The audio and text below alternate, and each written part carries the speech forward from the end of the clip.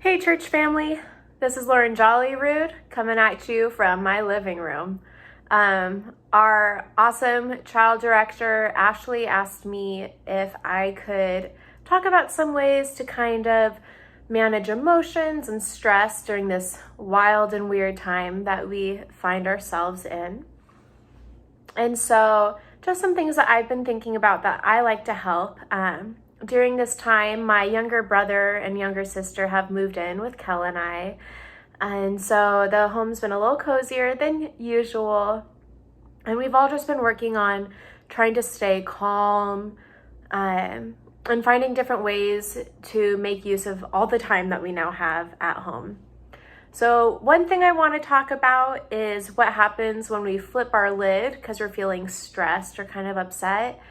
And then after that, I'm going to talk about something that we can do to kind of help calm down again or kind of soothe ourselves in the midst of all these wild and weird things going on. So sometimes when we're feeling bothered by people or a lot of weird things are happening, we can get kind of some icky feelings rising up. Maybe our stomach hurts more than usual, or we feel like we get mad or sad, angrier than usual. And sometimes that can be from stress. And stress is when there's some hard things going on or we're worried about things going on. And it's kind of like pressure builds up in our body and in our mind.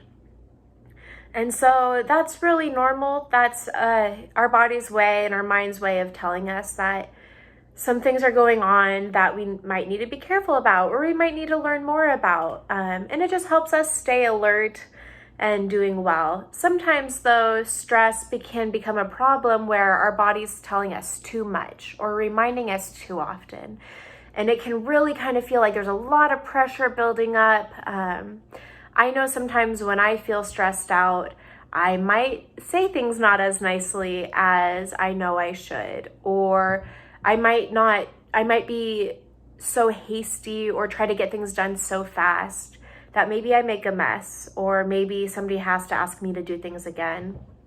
So I don't know if any of you have experienced any of that at home the last few weeks. It can also make it sometimes harder to get along with people. And then if other people in our home are feeling stressed, they might feel more irritated with us, or they might not like what we do as much as they usually do. And so sometimes stress in a home can kind of build up and build up. So sometimes when that happens, we call it as flipping our lid. And so pretend this is something people that study psychology like to say it looks a little bit like the brain. If you see real pictures of the brain, you know it's not totally true, but it works for now. So if we pretend this is the brain and this is the brain stem, people that use the internet in your homes can show you more pictures if you wish. This is the prefrontal cortex, and this part of our brain on top helps us make decisions, helps us stay calm, helps us follow kind of the steps that we've been taught to. And when we flip our lid, we're using the inner part of our brain. It doesn't actually go anywhere. This is just a silly example. The inner part of our brain kind of is our more impulsive, instinctive way of responding.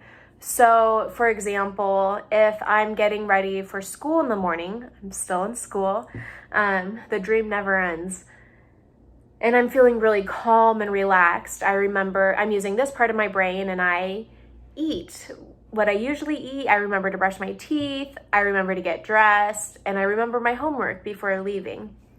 Mornings that maybe I oversleep or I had a bad dream, so the whole day is kind of a bummer, maybe, or if my siblings and I aren't getting along, sometimes my stress might build up and up and up and up, and I might flip my lid, and then I might run around faster. I might forget to do really important things, like I might forget my homework, or I might not eat enough because we're just moving faster, my brain's going faster, and so I'm not making all the right decisions. So when that happens, maybe I'm not as nice, or I forget to do things, or I do things kind of faster and louder than I usually do. And that's when we flip our lid.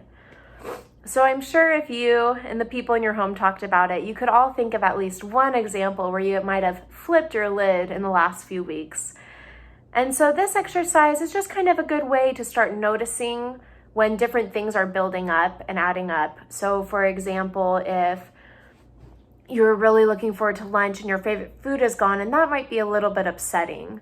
And then you want to go and you want to pick out the TV show or the movie or the game, and somebody else gets to, and that might be upsetting. And then maybe other people in your home or living near you are just talking so loudly and you're starting to get irritated.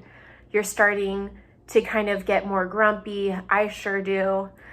That might also flip your lid. And then maybe like you're hovering around here or here, and somebody just says something mean to you, or they say something and they could have said it nicer, and you just flip your lid and maybe you start yelling at them, or maybe you're just in a really grumpy mood and it's hard to calm down, or maybe you get so excited because like all these like really big, loud, exciting things are happening. You start running around your home. People are like, please stop, and it's really hard to calm down. So that's definitely different steps to flipping your lid. And so maybe together with the people in your home, you could kind of talk about what are different signs that you can tell you're flipping your lid. So maybe you start talking louder than usual, or you start, maybe if you're doing your chores or you're trying to do a project, you're not being as careful as you sometimes are. Or maybe you might get in more fights with your siblings or with other people in your home. And these are all just kind of signs that you're stressed out. And so working together, it's always helpful to kind of start processing that and not saying I'm bad because I did this, but I yelled and I think it's because I'm starting to get close to flipping my lid. How can I calm down? Or how can maybe you help me calm down? So ways to calm down, I call it using our 5 senses. And so if you don't know what senses are, it's how we see, taste, hear, feel, and smell the world. Sometimes I forget all 5. And so those are all our senses. And so what I like to do is, so it's kind of like after you flipped your lid or you're getting close to flipping your lid, what are ways you can kind of bring it back together? So I sometimes like to go around and feel different things. And so if I'm around people, so I'm just looking around at what I have right now. So I might feel the wall and I might feel the temperature of it. Texture is another big word, and it kind of is just how things feel. So my wall feels a little bit bumpy. And so I'm noticing that. And then there's this plastic thing right here, and it's smooth with tiny, tiny bumps. Same temperature, pretty warm. And then you can even feel your hair, and my hair makes a little bit of a crunchy noise right now, and it feels very different than the wall. So those are 3 things. Oh, and then I have a banana, or 3.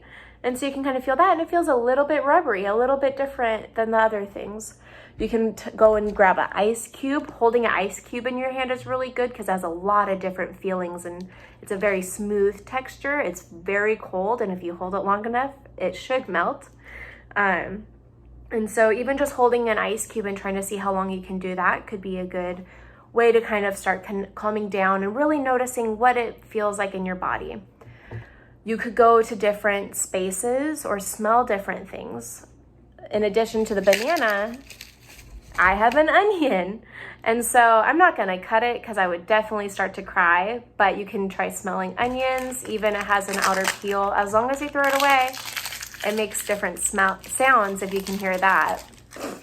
So you can go around your home and find different things that smell different. If you're smelling people though, make sure to ask for permission first. Also, if you're feeling other people, like what their hair feels like, or maybe what their arms feel like, always ask for permission first.